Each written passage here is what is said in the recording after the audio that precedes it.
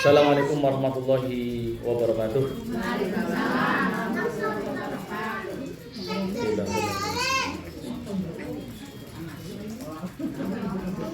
Al-Fatihah. A'udzubillahi minasyaitonir rajim. Bismillahirrahmanirrahim. Iyyaka na'budu wa iyyaka nasta'in. Ihdinas siratal mustaqim. Siratal ladzina an'amta 'alaihim ghairil maghdubi 'alaihim waladdallin. Amin. Qala al-musannifu rahimahullah ta'ala wa nafa'ana wa iyyakum ulumahu wa nas'alallahu min barakati ulumihi.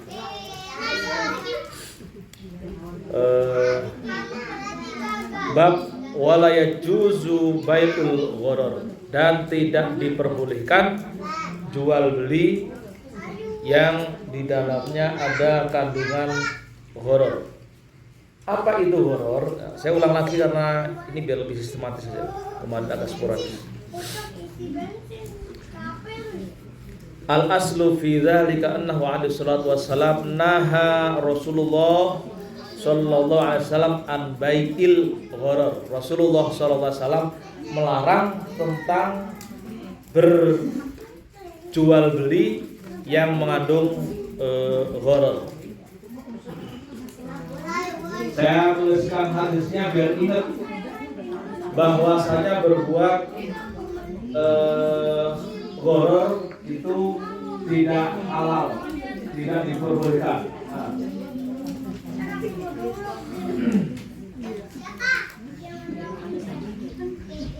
Nah, Rasulullah an bai'il gharar.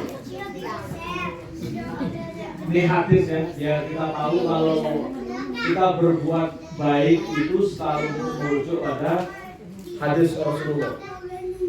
Kita berbuat baik itu ada sunnahnya, ya. Jadi apa itu bai'ul gharar? Karena Rasulullah SAW itu melarang untuk berbuat gharar. Jadi awalnya begini, Rasul itu ditanya, ya Rasulullah, ayyul kasbi atyab? Usaha apa yang dianggap paling baik? Jadi sebenarnya semua usaha asal kita itu gerak itu membawa berkah. Maka ada mahfudhat al-harakatu barokatun. Al-harakatu barokatun. Harokah, gerak itu berkah. Jadi kalau kita itu sebagai manusia, kalau kemudian mengharapkan nafkah atau rezeki dari orang, pemberian dari orang, itu tidak utama. Kalau wa ma min dabatin fil ardi illa 'alallahi rizquha, wong cacing yang enggak punya kaki, enggak punya tangan, itu saja dijamin rezekinya, ya kan? Gajah yang enggak pernah sekolah, tetap gemuk. Ada enggak gajah kurus? Padahal gajah nggak pernah sekolah dan otaknya paling kecil, tapi tetap makanya rugi kalau kita nggak Loh, kita punya akal, bisa mikir, bisa ngomong, masa nggak bisa makan? Kan dulu ya. Maka nggak mungkin kita itu tidak bisa makan kecuali kalau kita tidak bergerak. Wong cacing hanya tiap hari goyang-goyang kanan kiri, kenyang. Kan itu ya? Cacing itu punya kaki enggak? Enggak. Apalagi ya kalau di Quran itu dicontohkan cacing, karena cacing itu masuk binatang yang paling nggak punya alat, hanya modal mulut dan goyangan perut. Goyangan perut, gial, tapi hidup. Maka kalau kita kemudian yang punya tangan, punya kaki, kok terus susah makan, kebangetan,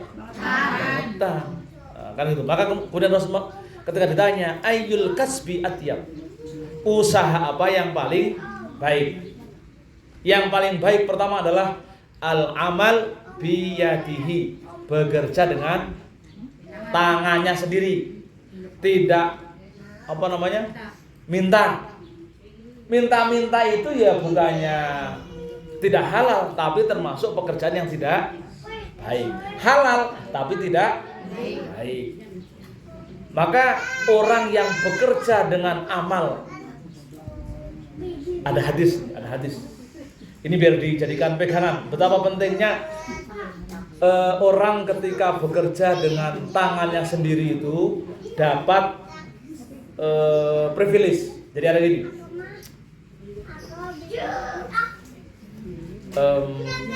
Man amsa kalan min amal yadihi amsa maghfurun lahu. Di sini ada nggak yang kerja kantoran? Nggak ada. Oh, ada yang kantoran ya. Oke, kantornya di rumah, kalau begitu. Udah kita anggap ya kantornya di rumah. Jadi hadis ini berkaitan dengan apresiasi Rasulullah, apresiasi umat Islam yang memberikan penghargaan orang yang selalu bekerja. Ya kalau kita sebagai ibu rumah tangga berarti ya kantornya di pagi mulai dari masak, lalu lanjut nyuci, meres, jemur, mijitin, jaga anak. Nah, itu anggap kita pekerjaan kita. Karena nanti yang bayarin adalah suaminya, kan itu ya? Pada dibayar nggak sama suaminya? Oh dibayar. Jadi gini. Ya kalau nggak dibayar cekeh aja deh. Jadi gini. Ada hadis ini menarik. Barang siapa yang sore hari sepulang kerja, selesai kerja, lalu merasa lelah, tapi tentunya lillah. Aku pernah menyampaikan ini belum? Udah atau belum? Khawatir sudah. Nanti ngulang lagi. Kita nggak apa-apa ya, karena kita kan mengukir di atas air ya. Jadi hari ini belajar, besok lu. Barang siapa di sore hari pulang kerja atau setelah bekerja lelah, tapi dengan catatan lillah, maka sore itu mendapatkan ampunan Allah. Jadi kita punya dosa-dosa setiap hari, tapi kalau kita kerja tiap hari itu karena didasari lillah, maka saat itu juga dosanya diampuni.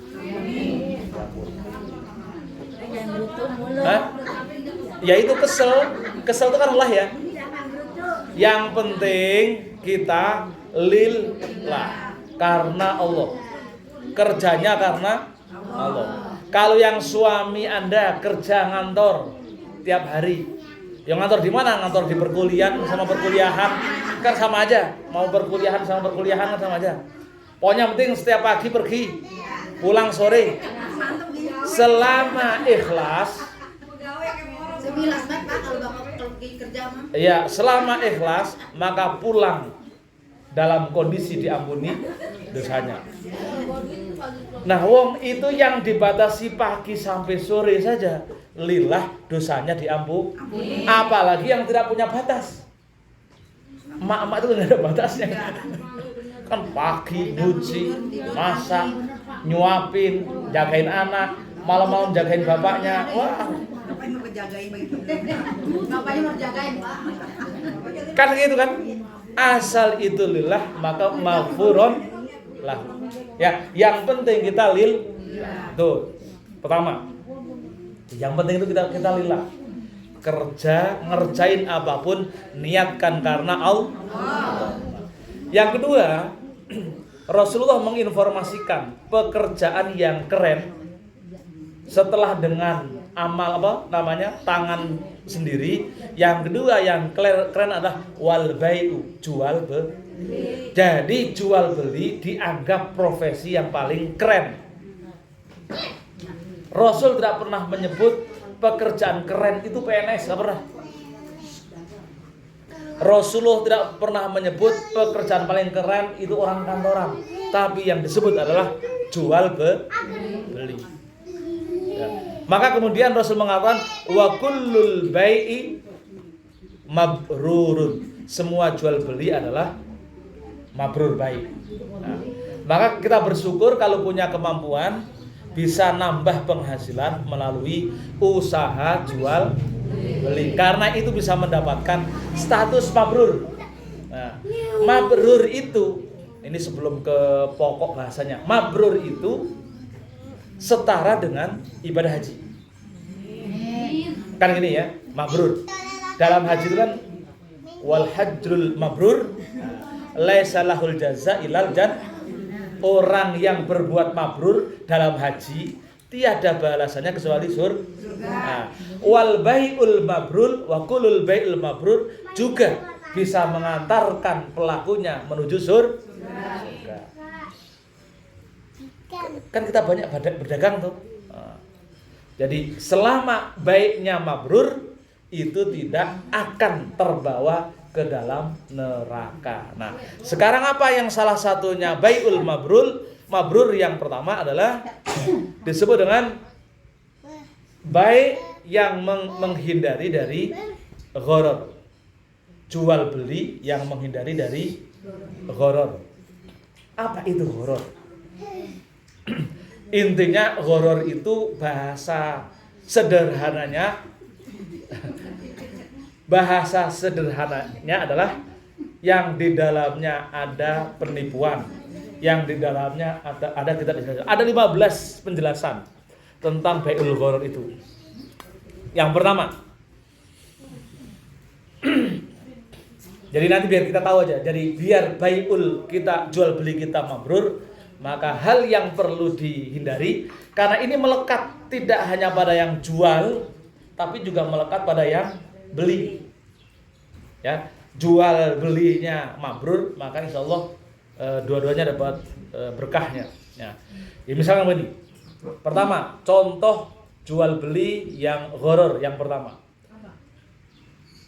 Yang pertama adalah jual beli yang mana barang itu tidak terlihat atau belum bisa diserahkan. Contohnya nih. Orang yang ternak ikan satu kolam misalnya. Saya jual beli itu satu empang 10 juta. Itu termasuk gharar.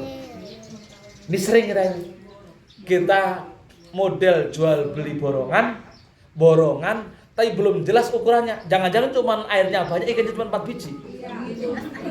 Kan itu kan? Maka itu disebut jual beli gharar. Jual beli yang belum jelas ukurannya. Nih saya jual jual ikan seempang. Wah, padahal ikannya cuma 4 biji, kelihatan airnya. Itu gharar. Jadi kalau Anda misalkan bagian dari suami yang jual beli ikan dalam empang begitu, ingatkan. Itu termasuk berarti haram. Gitu ya. Atau jual beli susu masih dalam teteknya. Tetek apa namanya? Itu loh maksudnya. Kan gini, ini cuman di sini nggak ada sih orang yang punya sapi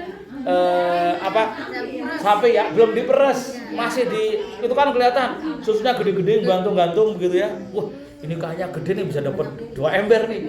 Langsung saya beli. Ada jual beli dengan ngitung teteknya, ada juga. Teteknya berapa? Tetek ya yang itu. Yang cenil-cenil kecil-kecil tetek ya. Pentil. Jadi apa ya, pokoknya begitulah. Di sapi itu karena ngelihat gantung kelihatan banyak begitu langsung ini saya jual susunya 1 tetek 100.000 misalkan. Padahal belum diperes. Belum diperes ya. Kalau cuma itu penipuan, kamuflase. Karena banyak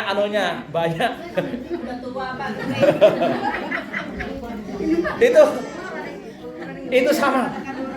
itu disebut dengan gharar. Jadi hanya terkesima dengan wujudnya, tapi isinya kok kosong. Atau jangan-jangan isinya tidak ada. Itu sama tuh. Bai'ul gharar. Itu banyak itu di daerah Boyolali. Itu kan banyak yang jual beli seperti itu. Jadi karena ngelihat sapunya gemuk, lalu tetenya montok-montok gitu. Wah, saya beli ini. Belum sapinya. Kalau beli sapinya itu jadi halal. Misalkan saya beli sapinya, kan begitu udah kelihatan. Mau susunya kecil, mau sebenarnya nggak penting. Itu bisa halal kalau beli sapinya. Tapi beli susunya, tapi belum wujud, masih berada di dalam teteknya itu termasuk gharar. Nanti kalau sesekali wisata ke Bali ke Boyolali, ada peternakan sapi di situ, belinya yang sudah diperes, jangan beli itu aja, kayaknya kelihatan bagus gitu. Jangan begitu. Itu atau jadi itu wujud-wujud yang masuk gharar. Jadi belum disajikan sudah sama dengan begini. Rambutan masih di pohon. Rambutan masih di pohon. Saya jual. Saya beli. Ini 1 juta misalkan. Itu juga dianggap belum jelas. Karena kiloannya berapa kilo? Itu termasuk bai'ul gharar. Kita kan sering begitu ya? Sering begitu. Jadi jual beli yang belum jelas ukurannya. Ada mangga 1 pohon, saya beli itu 1 juta, 10 juta, termasuk gharar. Ya belum jelas. Mancing gimana? Kalau mancing bayar seorang 200 juta. Tidak mensap. Oh, iya. Mendapat kamu enggak pokoknya udah bayar. Nah, itu akadnya.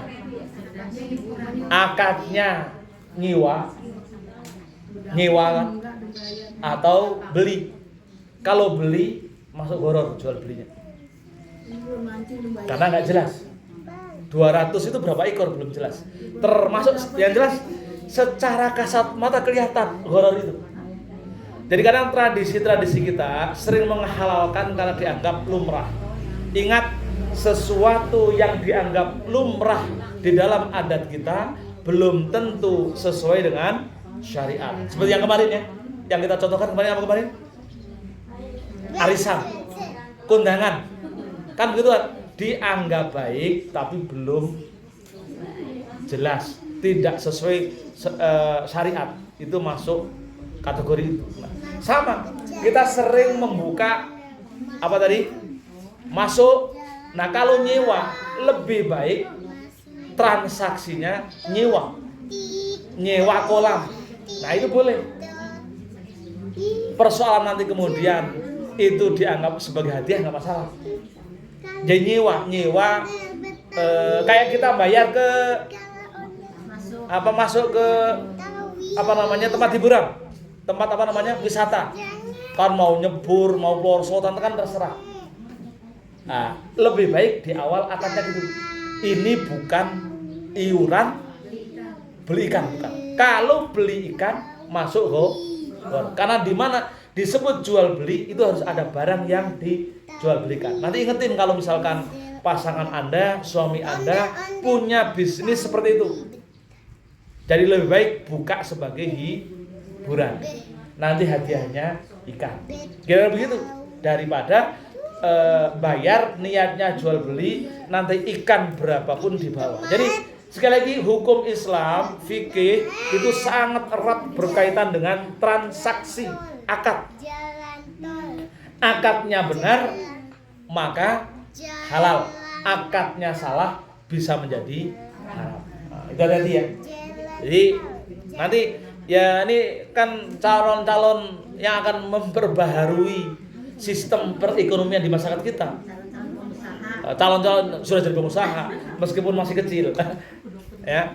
Ya semua punya ruang itu. Jadi sesuatu yang belum jelas disebut gharar.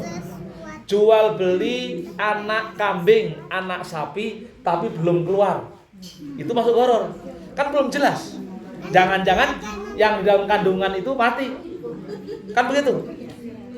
Belum jelas.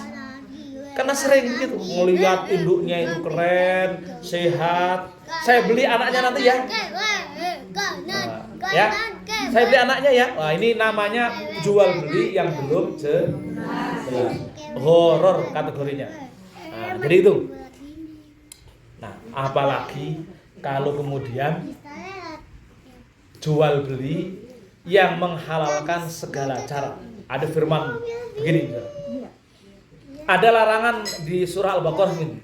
Ya ayyuhalladzina amanu la ta'kulu amwala bainakum bil batili wa tutlu biha ilal hukam li ta'kulu fariqan. Itu dicela, bahkan Allah sangat murka.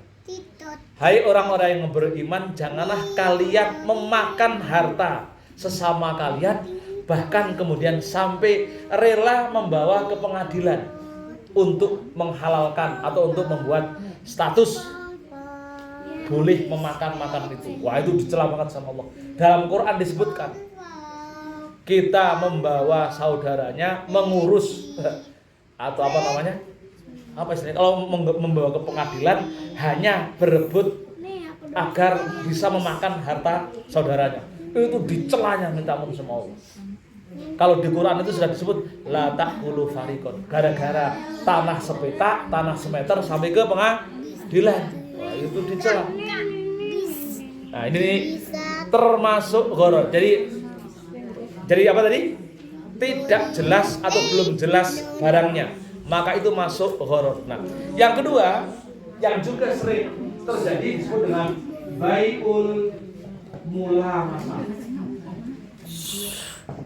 Bai'ul mulamasah.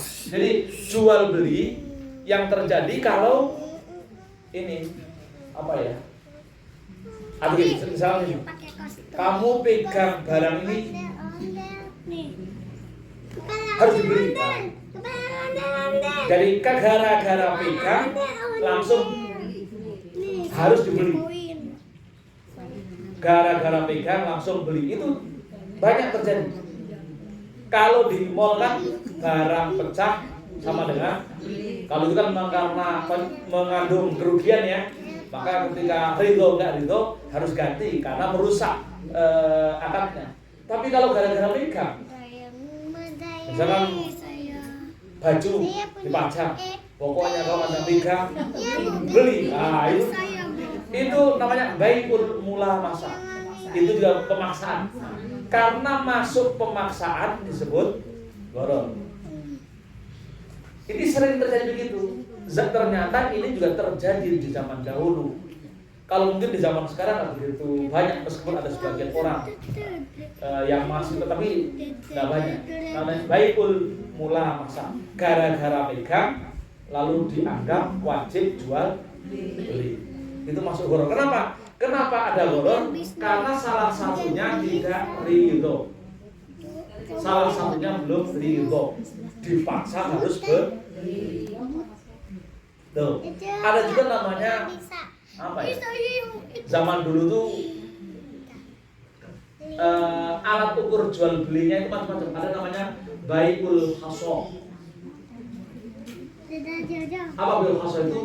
Jual beli pakai kerikil. Jadi gini, misalnya nih belakang itu kan ada orang mungkin berjahit bertani, lalu ditanami kacang dari ujung sampai ujung, lalu dia jual. Saya lempar batu ini, sejauh batu itu jatuh maka barang itu dijual dengan harga sekian. Nah, dia bukan kayak ibu dia, kayak ini. Ya mungkin kayak lotre, kayak perjudian. Jadi tergantung kuat lemahnya dia melempar. Maka itu dijual misalkan 10 juta. Wah itu disitu dijual 10 juta. Karena ukuran tidak jelas. Ini zaman dulu begitu. Karena males ngukurnya. Lalu ngukurnya pakai lemparan sejauh batu jatuh. Itu namanya jual beli al-khosoh, pakai lemparan. Nah, itu masuk horor. Ada lagi yang lain yang mungkin sering di kita masalah kredit. Jual barang harganya ini kan belum tegas, jadi jual beli yang harganya belum tegas tapi kemudian kita oke. Jual beli kredit harganya 10 juta misalkan 10 juta atau 12 juta misalkan. Ini belum jelas harganya 10 juta atau 12 juta, langsung disetujui. Dah oke. Nah, mungkin nggak tanya-tanya, nanti lama-lama nanti di tengah transaksi ini yang 10 atau yang 12 baru sudah oke, tapi baru ingat sepakatnya belum, atau ingat barangnya belum disepakati dijual dalam harga berapa. Jadi pembuatan atau jual beli yang harganya belum jelas masuk dalam kategori horor. Kan gitu ya. Jadi kalau harus pastikan dulu, makanya harga itu penting dalam jual beli. Mau 10 atau mau 12 terus diawali. Mau kredit apa cash? Jangan sampai kemudian sudah sepakat cash jadi kredit, atau sudah sepakat kredit jadi cash. Ya.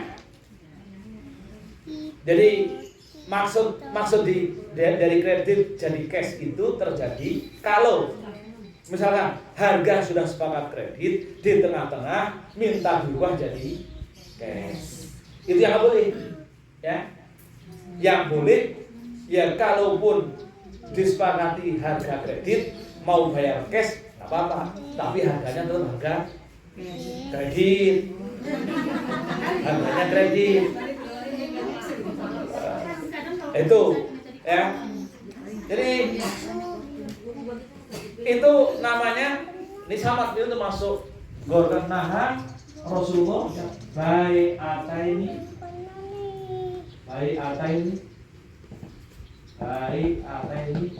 fi bai'atin wahidatin. Nah, ini hadisnya gitu. Nah, Rasulullah SAW bai'ataini fi bai'atin wahidatin. Ini dilarang. Itu yang tadi disebut jual dengan dua akad dalam satu jual beli. Ya. Jadi maka dilarang.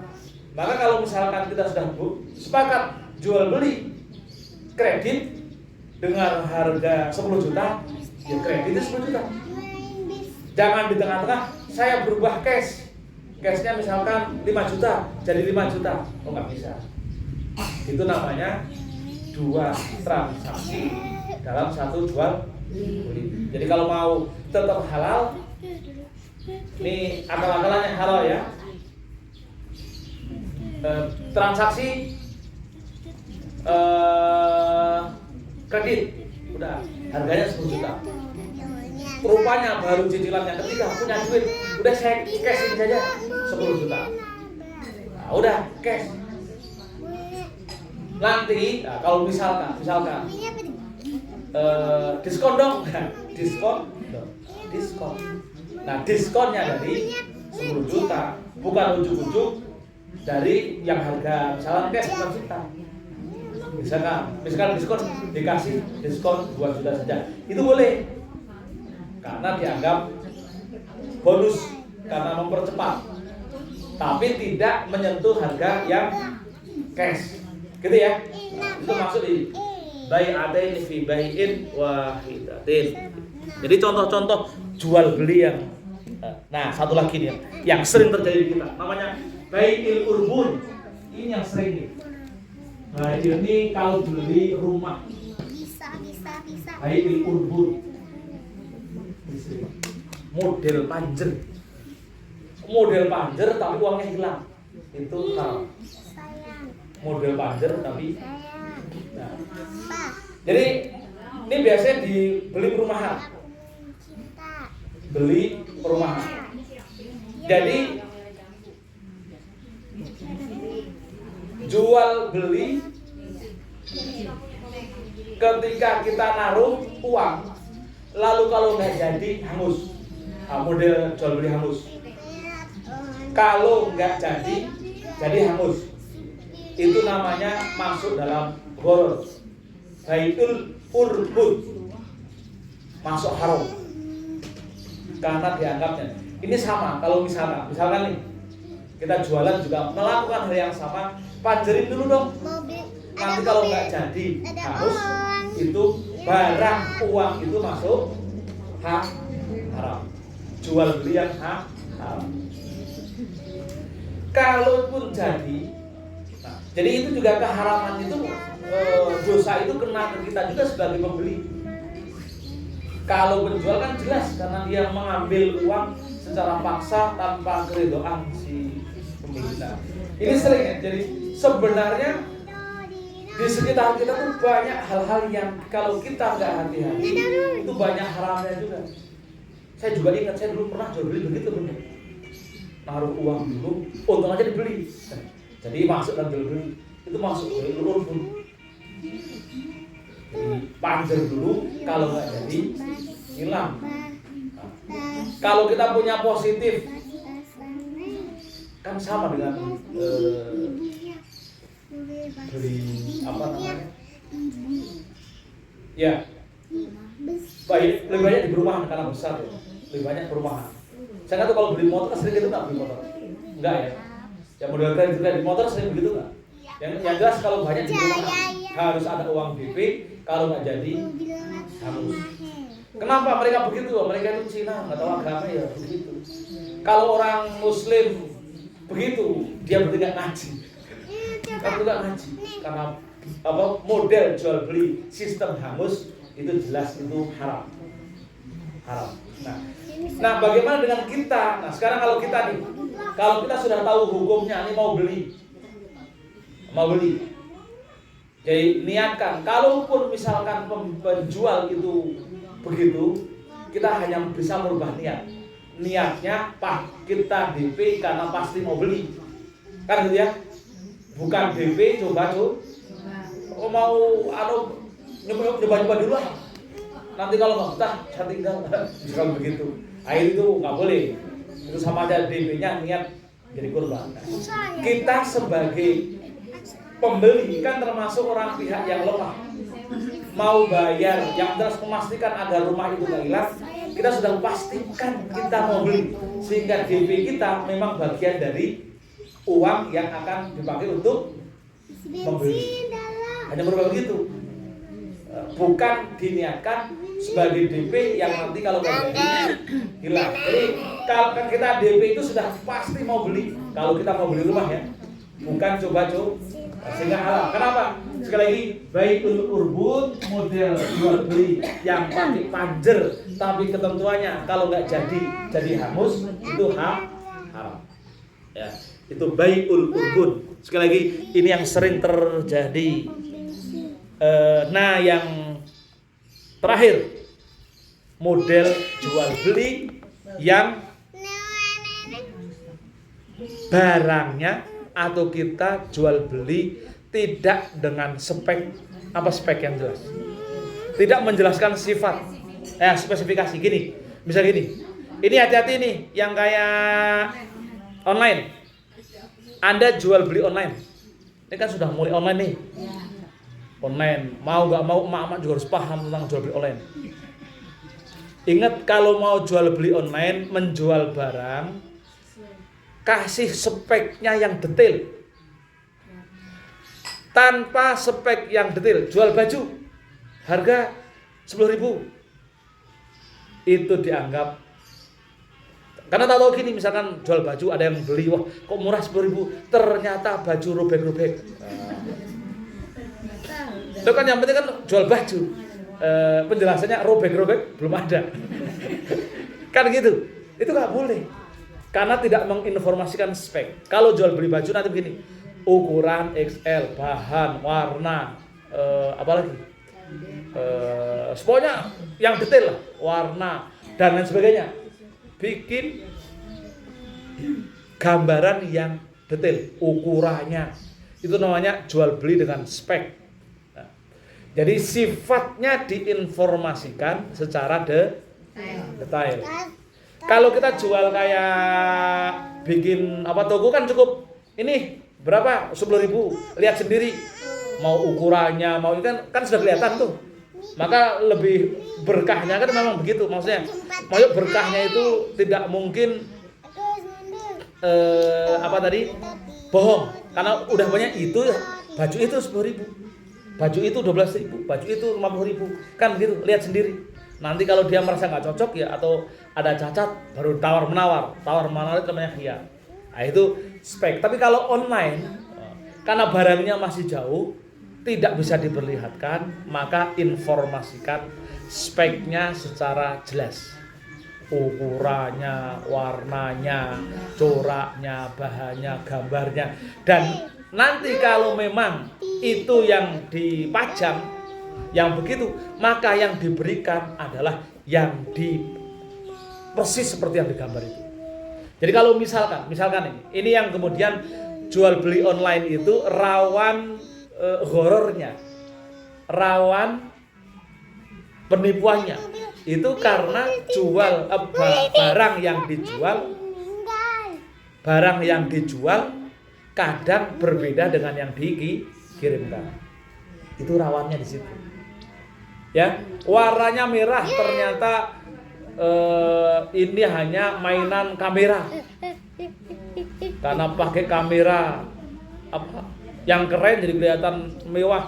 Nyampe di sini sudah kusut, bletrek warnanya. Nah, itu disebut dengan horor. Ya, jadi ini yang bisnis online, perhatikan speknya. Ya, perhatikan speknya. Itu penting. Karena kalau kemudian ini tidak sesuai speknya, pembeli berhak mengembalikan. Ya. Jadi kalau misalkan nih, saya menjual baju, ternyata tidak sesuai dengan spek, pembeli berhak mengembalikan. Kita yang jual nggak boleh marah. Kita yang jual tidak boleh marah kalau dikembalikan. Oh, nggak sesuai spek. Tapi kalau sudah sesuai spek, kok kemudian pembeli mengembalikan, kita boleh marah. Kok udah sesuai dengan ukuran yang diminta, ya. Jadi itu hal-hal yang penting, spek. Jadi ingat, ini zaman sekarang di speknya yang dipentingkan. Meskipun barang tidak ada, tapi asal speknya jelas, jadi halal atau diperbolehkan. Itu yang disebut di dalam fikih namanya bai'us salam, jual beli tanpa menghadirkan barang, tapi jelas ukurannya. Sampai di sini ada yang mau ditanyakan?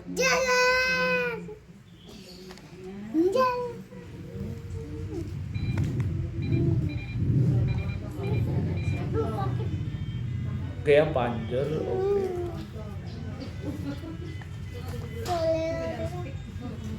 Nah, ada hal-hal. Nah, terakhir, ada hal-hal horor yang diperbolehkan, tapi bukan dijual beli. Contoh misalkan, horor yang diperbolehkan itu gini: bantuan sosial, kardus wujudnya mie isinya selimut, nah itu kan gitu. Itu kan bantuan, jadi horor diperbolehkan. Ya itu sebenarnya bukan horor juga sih, pokoknya namanya bantuan ya, bantuan memberikan berapa kardus tanpa menginformasikan kardus bungkusnya mie isinya beras, nah, gitu. Itu horor. Nah, tapi dalam aktivitas sosial itu diperbolehkan. Indomie. Tapi kalau dijual beli nggak boleh. Nah, ada horor yang diperbolehkan, tapi karena kebutuhan. Misalnya gini, horor yang diperbolehkan, tapi karena kebutuhan. Contohnya BPJS. BPJS itu kan kita kan kayak asuransi ya. Asuransi kita bayar dulu, padahal belum jelas sakitnya mau kapan. Kan gitu. Nah, BPJS itu dianggap sebagai transaksi akad gharar, tapi yang diperbolehkan karena jadi kebutuhan. Kan begitu? Jadi istilahnya nabung, tapi nabung ke pemerintah yang nanti akan diberikan ke rumah sakit ketika kita sewaktu-waktu kena musibah sakit. Meskipun itu ya itu kemudian masuk dalam akad, namanya akad musyarakah, itu namanya gharar karena kebutuhan. Hanya itu saja kasus yang dicontohkan, gharar karena kebutuhan. Ya. Misalnya kredit rumah atas nama nih, yang atas namanya ini meninggal, terus kan dituin Pak, apa namanya, dibebasin tuh dari cicilan, itu hukumnya gimana Pak? Gini. Ada model begini, dijual beli atau yang terkait dengan bank. Jadi orang jual beli kan sebenarnya itu namanya akad murabahah. Dalam jual beli namanya akad murabahah. Jual beli tapi sebenarnya kita transaksinya dengan bank. Kalau bank itu membuat jaminan kerjasama sama asuransi. Lalu namanya ada asuransi jiwa dalam pinjam-pinjam. Untuk apa? Jika nanti yang si peminjam tidak bisa membayarkan lagi karena meninggal, maka nanti bank yang melunasi. Jadi asuransi itu model asuransi. Kalau misalkan modelnya meninggal lalu kita melanjutkan nggak masalah. Tapi kalau dia meninggal tiba-tiba langsung dianggap lunas, itu bank, model asuransi. Nah, ini nanti berbicaranya hukum asuransi. Nah, hukum asuransi itu juga ada perdebatan. Masuk yang pertama itu haram karena ada gharar. Yang kedua, dia karena ada maslahat, meskipun ada gharar jadi diperbolehkan. Nah, kita ikut pendapat yang kedua, karena ada maslahat lalu kemudian diperbolehkan. Nah, kita ambil yang itu saja. Maka termasuk kita yang minjam atau kredit rumah, lalu kemudian ada asuransi. Asuransi ini ada untuk menjaga maslahat. Karena kalau sudah ada asuransi, bank nggak rugi. Karena itu bank nggak rugi, yang minjam juga dapat untung. Nah, asuransi memang dia sudah bergerak, jadi itu anggap pakai itu saja. Boleh karena ada gharar boleh karena ada kemaslahatan. Gitu saja. Kita ikut pendapat itu ya. Jadi meskipun para ulama masih berdebat, karena transaksi perbankan selama ini memang banyak yang tidak berdasar pada syariat Islam. Tapi secara perlahan-lahan dengan adanya perbankan syariah, lalu kemudian itu dicarikan dalilnya, lalu sebagian bisa dihalalkan melalui mekanisme akad yang disesuaikan. Wallahu a'lam bishawab. Begitu ya? Ada lagi? Cukup? Demikian kurang lebihnya, mohon maaf. Wallahu muwaffiq ila aqwamit thoriq. Assalamualaikum warahmatullahi wabarakatuh.